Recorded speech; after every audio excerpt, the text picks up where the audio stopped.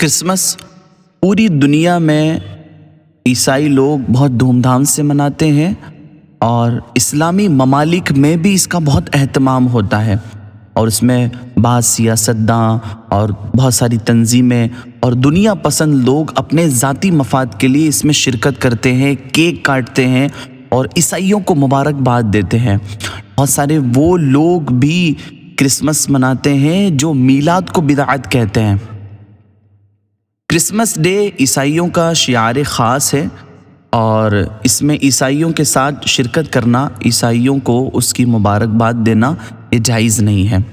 अबू दाऊद शरीफ की हदीस पाक है कि जो मुशरिक से यकजा हो और उसके साथ रहे वो उसी मुशरिक के मानिंद है। जब शिरकत करना जायज़ नहीं है तो फिर केक काटना और ज़्यादा नाजायज़ है।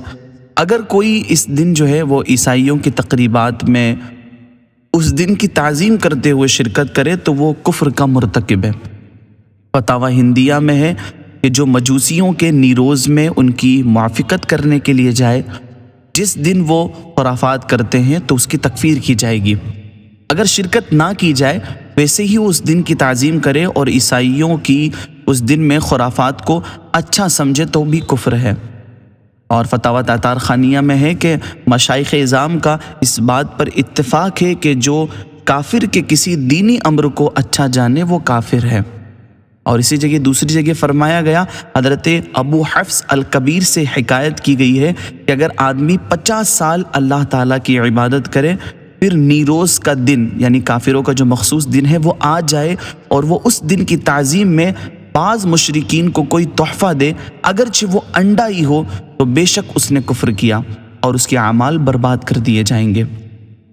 मुफ्ती अब्दुल वाजिद क़ादरी, मुफ्ती आज़म हॉलैंड, फतावा यूरोप में फरमाते हैं कि बहरहाल क्रिसमस डे उनका मजहबी त्यौहार हो या ना हो मगर आज कवी त्यौहार की हैसियत इख्तियार कर गया है, जिससे मुसलमानों का दूर रहना लाजिम और ज़रूरी है। मुसलमानों के लिए हराम है कि उनके त्यौहार में अपने घरों को उन्हीं चीज़ों से मुज़य्यन करे जिनसे वो लोग करते हैं। फिर इस तारीख़ में उन्हें हदिया देना और उनसे तोहफ़ा लेना भी हराम व ममनू है। और अगर क्रिसमस डे की ताज़ीम मकसूद हो तो मादल्ला ये कुफ्र है। तो वो मुसलमान होश के नाखून लें जो क्रिसमस डे पर जो है मुबारकबाद के स्टेटस रखते हैं, दूसरों को मुबारकबाद देते हैं। ये हमारा इस्लामी त्यौहार नहीं है कि आप जो है इस तरीके से कर रहे हैं। हमें कल मर जाना है, इस दुनिया से हमें चले जाना है।